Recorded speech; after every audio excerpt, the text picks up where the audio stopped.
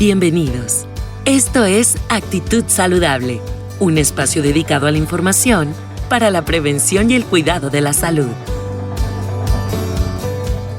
Cada emisión con diferentes temas de interés pensados en ti y el cuidado de tu familia. Actitud Saludable es presentado por Hospital Galenia, más que un hospital.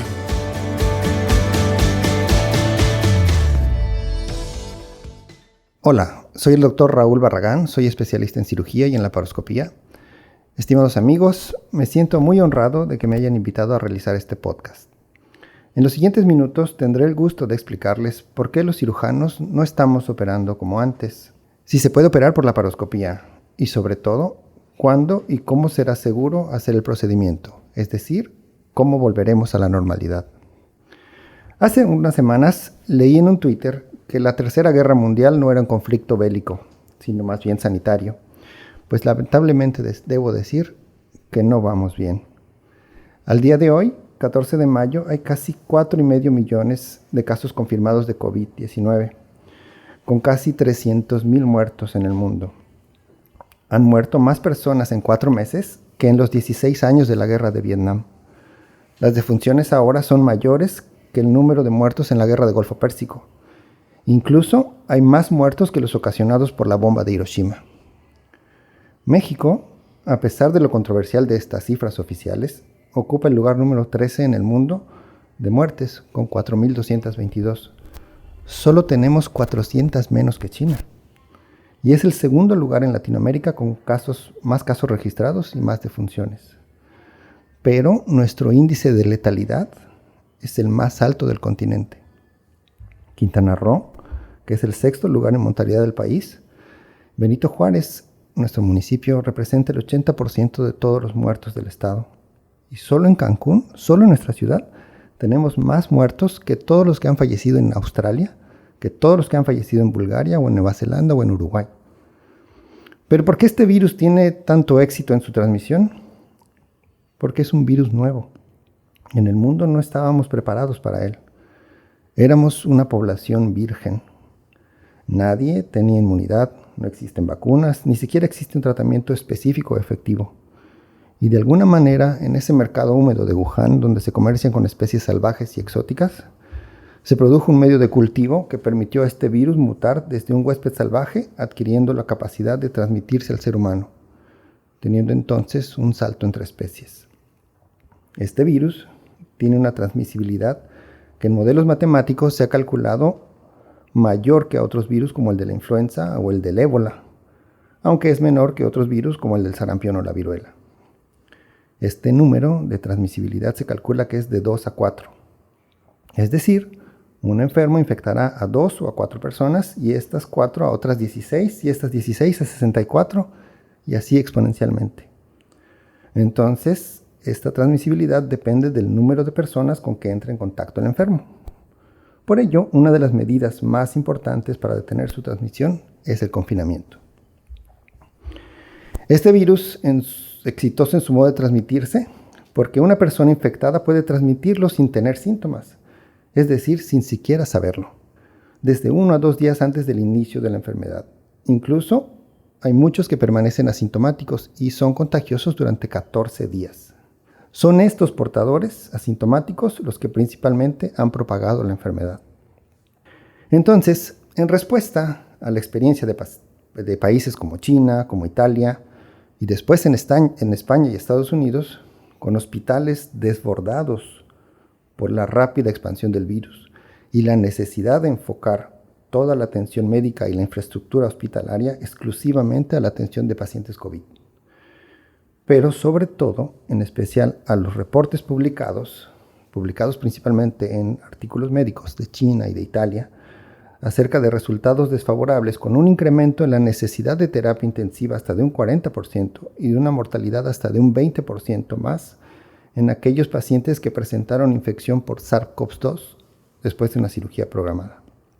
Entonces, el American College of Surgeons, la Sociedad Americana de Cirugía Endoscópica, la Sociedad Europea de Cirugía Laparoscópica y la Asociación Mexicana de Cirugía General, entre otras asociaciones, emitieron recomendaciones para posponer todas las cirugías selectivas o programables. Recomendaron también que todas las consultas no urgentes deben posponerse, ya que esto ocasiona que las personas rompan el aislamiento y deban trasladarse por la ciudad, estar en contacto con otras personas, posiblemente infectados asintomáticos, y con ello propagar la epidemia. Es por esto que se debe promover que las consultas y las sesiones sean a través de telemedicina, en la medida de lo posible, ya que habrá casos que forzosamente deberán revisarse de manera presencial. 1.500 cirugías es en promedio lo que hacíamos en el año en el Hospital Galenia. Pero desde que se declaró la fase 2 de la pandemia en nuestro país, el 24 de marzo, nuestro servicio de cirugía hemos dejado de realizar cirugías programadas, con la finalidad de proteger a los pacientes y al personal de salud de una sobreexposición al virus, especialmente para evitar la obtención de resultados desfavorables que incrementan las complicaciones y la necesidad de terapia intensiva o de ventilación mecánica. También hemos pospuesto todas las cirugías que puedan diferirse sin poner en riesgo la vida del paciente y dándole instrucciones específicas a cada uno de ellos sobre datos de alarma, medidas conservadoras y en espera de que la pandemia se ralentice y poder así realizar su procedimiento de manera segura. Hemos suspendido las consultas externas y se han implementado opciones de consulta a través de videollamadas. Sin embargo, debemos seguir haciendo medicina. Debemos seguir haciendo cirugías, ya que a pesar de la actual pandemia, numerosos pacientes con confirmación o con sospecha de COVID precisarán de un tratamiento quirúrgico urgente o inaplazable.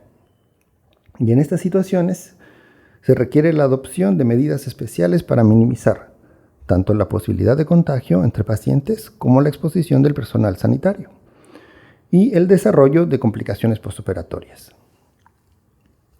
En el momento actual de la pandemia, de propagación extensa, con un mayor número de casos y de mortalidad, México alcanzó la cifra récord hace 2 días, el 12 de mayo, 353 muertos en un solo día.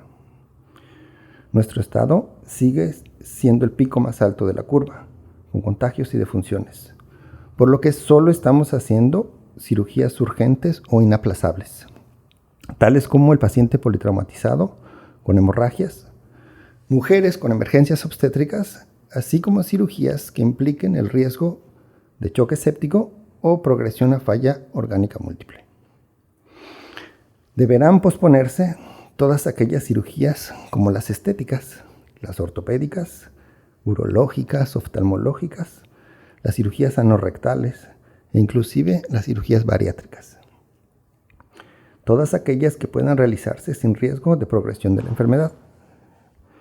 Pero se debe tener especial consideración en aquellas cirugías que de no efectuarse causarían un impacto importante en la progresión de la enfermedad o en la supervivencia del paciente, como las cirugías cardiovasculares o las oncológicas, o aquellas que ocasionen un deterioro en la calidad de vida o en la función de un órgano.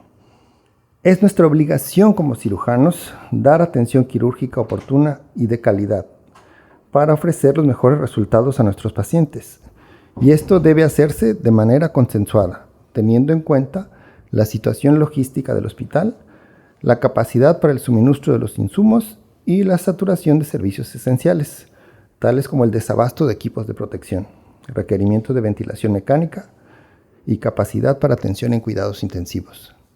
Esto se llama seguridad para todos, seguridad para el paciente, pero también para el personal médico, ya que los principales sistemas de salud en el mundo se han visto rebasados cuando los médicos y su equipo se han contagiado y colapsan en medida de que más médicos y personal de salud se enferme o deba ponerse en cuarentena.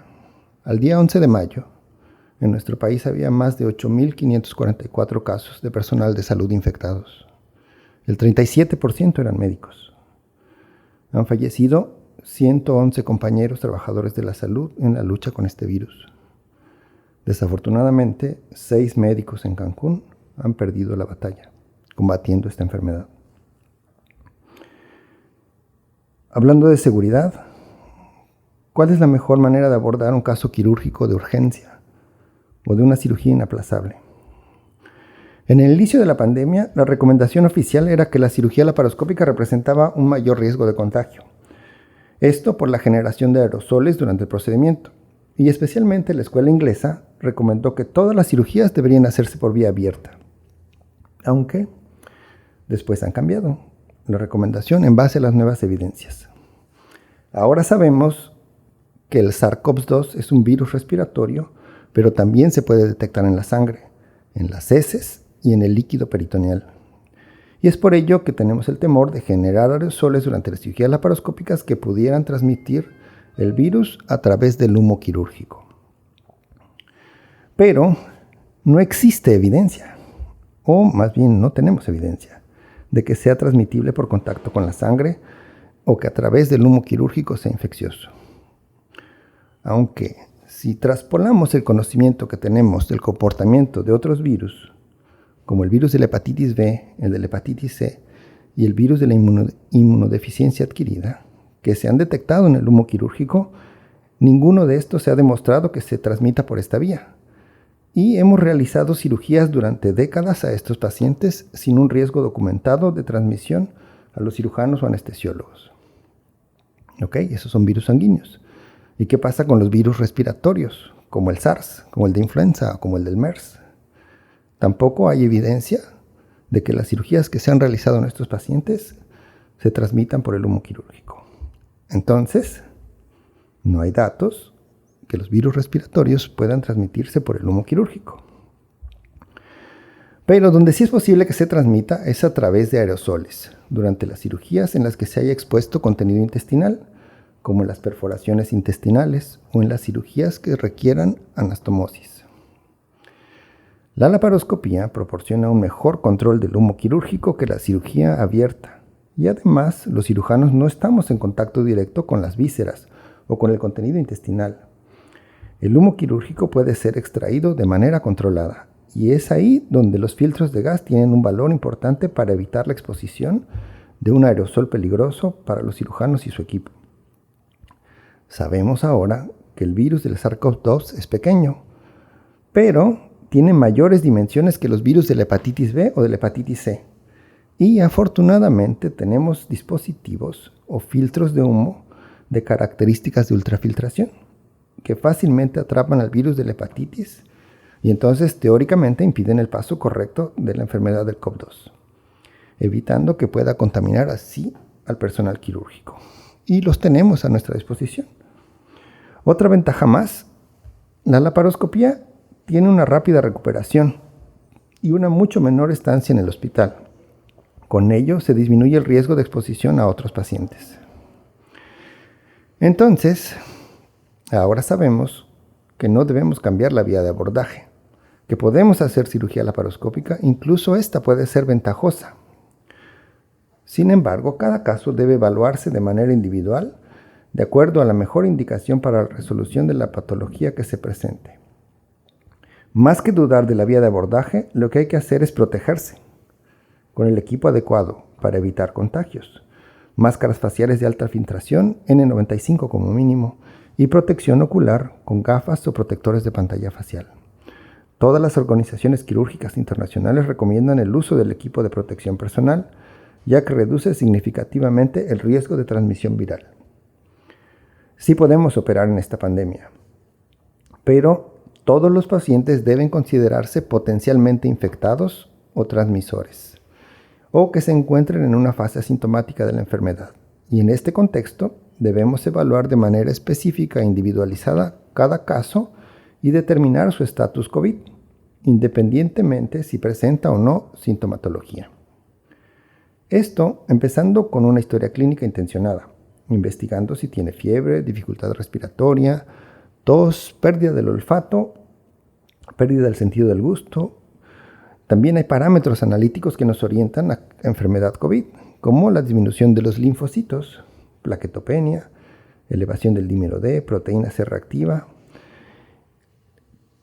Es idealmente tener una prueba de PCR, sin embargo, está limitada y pocos centros hospitalarios de microbiología pueden tener esta prueba. También es de utilidad realizar una radiografía o una tomografía de tórax que nos demuestre las imágenes características de la enfermedad. El objetivo de la cirugía es realizar el mayor beneficio posible con la técnica menos agresiva y que origine las menores complicaciones postoperatorias. La cirugía debe realizarse con el menor número de personas posible y debe ser liderada por el cirujano que tenga más experiencia para minimizar los riesgos, complicaciones y disminuir el tiempo quirúrgico. Esto es ahora, en este momento que estamos viviendo, en el pico más alto de la pandemia. Pero la vida va a seguir. Nosotros seguiremos haciendo medicina. Nosotros volveremos a operar. ¿Y qué va a pasar? ¿Cómo volver a la normalidad? ¿Cuándo podremos volver a operar casos planeados y no solamente urgencias? ¿Cuándo será seguro operar? La propagación de la pandemia no es homogénea en el mundo, tampoco lo es en nuestro país, y tampoco es comparable en los diferentes hospitales de la misma ciudad. No estamos viviendo lo mismo que viven nuestros compañeros en el Hospital General o en los hospitales del Seguro Social. Así que para poder establecer la seguridad de volver a realizar cirugías programadas, diversas asociaciones han establecido sus recomendaciones y estas han sido validadas y avaladas por cirujanos a nivel internacional. Para esto se ha creado una escala dinámica en la que se contemplan 5 escenarios diferentes o fases de alerta con el objetivo de poder ordenar las recomendaciones relativas en cuanto a las cirugías programadas y las urgentes. Esto se debe individualizar en cada región del país y a la fase de alerta epidemiológica establecida por las autoridades sanitarias. También depende mucho del impacto en los recursos de cada hospital. El primer escenario es la fase de alerta 5, el escenario de emergencia. En este caso, el 75% o más de las camas del hospital y de terapia intensiva son COVID. Entonces, todos los recursos del hospital presentan un impacto clave en cuanto a profesionales de salud, camas y camas de terapia intensiva. Y todo está enfocado a la atención de estos pacientes. La capacidad del soporte ventilatorio y las unidades de cuidados intensivos están limitadas. En este caso, la acción quirúrgica se restringe únicamente a realizar cirugías de urgencia en pacientes que podrían no sobrevivir si la cirugía no se realiza en pocas horas. La siguiente fase es la alerta 4, escenario de alerta alta. Del 50 al 75% de las camas del hospital y de UCI son COVID. Entonces hay un impacto importante en los recursos, los cuales se priorizan para la atención de la pandemia y están limitadas la atención de ventilatoria y de cuidados intensivos. Entonces, la acción quirúrgica solo se debe restringir a urgencias reales que puedan progresar a choque séptico o falla orgánica. Fase 3 es el escenario de alerta media. Del 25 al 50% de las camas del hospital y de terapia son de COVID. El impacto se centra en la alerta, en la atención de las urgencias, las cuales se reservan algunas para pacientes respiratorios y hay áreas de hospital y de terapia intensiva que se pueden definir como exclusivas para pacientes infectados. La acción quirúrgica se puede hacer a pacientes oncológicos que su tratamiento no pueda ser retrasado porque su supervivencia se comprometa en los próximos 3 meses. Y pacientes oncológicos que requieran cirugías que no ameriten estancias en UCI. Todas las urgencias se pueden llevar a cabo que comprometan al paciente la funcionalidad o que los puedan llevar a estado de choque. En la fase 3, que es un escenario de alerta leve, en que la pandemia va en descenso, los ingresos significa que hay menos del 25% de las camas de hospital ocupadas por COVID. Entonces no hay impacto en los recursos del hospital, pero el hospital se encuentra en alerta y con áreas definidas para pacientes respiratorios. Entonces ahí podemos operar pacientes oncológicos, urgencias y algunos pacientes con enfermedades benignas prioritarias. En la fase 1, que es ya el escenario normal, no hay pacientes hospitalizados con COVID. Solo hay casos externos que no necesitan hospitalización. Entonces no hay impacto en los recursos del hospital y ahí la actividad quirúrgica podría ser normal. La idea general es que establezcamos circuitos y áreas libres de COVID en el hospital, de manera que podamos proporcionar seguridad a los pacientes y a los profesionales de salud, evitando las infecciones entre unos y otros. Entonces, crear zonas de hospitalización que sean santuarios no COVID, con el concepto de áreas limpias, que se ingrese el mismo día, por zonas de acceso independientes, elevadores independientes, con una zona prequirúrgica libre de COVID y que todo el personal deberá tener mascarilla quirúrgica obligatoria. El paciente solo podrá estar acompañado de una persona o preferentemente por ninguna, y toda la información que se le dará a los familiares sería por vía de teleconferencia. Los circuitos y el personal de traslado al quirófano y los quirófanos deben ser libres y exclusivos para pacientes no COVID. Entonces, lo primero que debemos prevalecer es la seguridad de todos. Ok, ya estamos en una fase de desescalada de la pandemia. Ya podemos operar. Pero ¿cómo vamos a evaluar al paciente que sea candidato a operarse? ¿Cómo vamos a hacer el escrutinio para saber si el paciente no está infectado o que nos va a infectar o que se encuentra en una fase asintomática? Entonces, una vez que se haya establecido que nos encontramos en una fase de desescalado de la pandemia, iniciaremos la priorización de los casos que se encuentran en espera. Deberán realizarse pruebas de escrutinio clínico y epidemiológico con la finalidad de identificar pacientes de alta sospecha. Esto lo vamos a hacer con una antelación precoz, hasta unos 14 días, y realizaremos pruebas complementarias. El escrutinio clínico es una historia clínica detallada, con énfasis en sintomatología sospechosa de COVID, como fiebre, dificultad respiratoria, pérdida del olfato, etc. La historia epidemiológica es investigar si el paciente tuvo contactos positivos en los últimos 14 días. Y realizaremos cuestionarios tipos checklist como herramientas para determinar casos sospechosos o de alta sospecha. Análisis clínicos de linfocitos, fibrinógeno, proteína C reactiva, dímero D, ferritina. En algunos casos, de manera individualizada, podremos hacer tomografía de tórax en pacientes que tengan alta sospecha, aunque no debemos hacerlo de manera indiscriminada. En la medida de que nuestras autoridades sanitarias permitan que podamos realizar pruebas de microbiología privadas y que además se obtengan la disponibilidad y el recurso para poderlas hacerlas de manera abierta, podremos hacer anticuerpos específicos para COVID, en especial IgG e IgM, y la prueba de PCR nasofaringea, la cual debería de hacerse de manera especial a todos los pacientes oncológicos, inmunosuprimidos o aquellos que requieran de una cirugía mayor o necesidad de terapia, y especialmente en pacientes que requieran cirugías de cabeza y cuello o de vías respiratorias. El algoritmo es este. El paciente programado con antelación a 14 días a una cirugía se le realizará inicialmente el escrutinio clínico con un checklist y un escrutinio epidemiológico. Si no hay sospecha de infección, entonces le realizaremos pruebas de análisis clínicos y las pruebas serológicas de anticuerpos IgG e IgM para COVID. Si la IgM es positiva, la cirugía se suspende.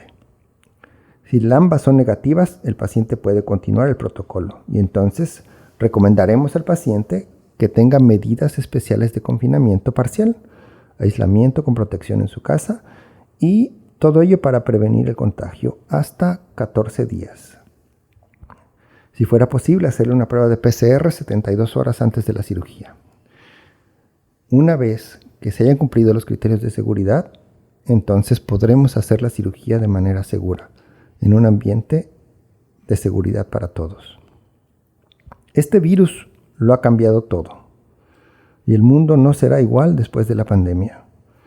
Estamos aprendiendo a vivir con él, y se está realizando un enorme esfuerzo global para combatir la epidemia y lograr seguir haciendo medicina de calidad, cirugía de calidad. Muchas gracias. Yo soy el doctor Raúl Barragán. Puedes seguirme en mis redes sociales como Facebook y Twitter como Cirugía Digestiva Cancún y en mi página web cirugiadigestivacancún.mx. Muchas gracias. Actitud Saludable es un espacio dedicado a la información para la prevención y el cuidado de la salud. Porque nos interesa tu salud, escúchanos en cada nueva emisión. Actitud Saludable es presentado por Hospital Galenia. Más que un hospital.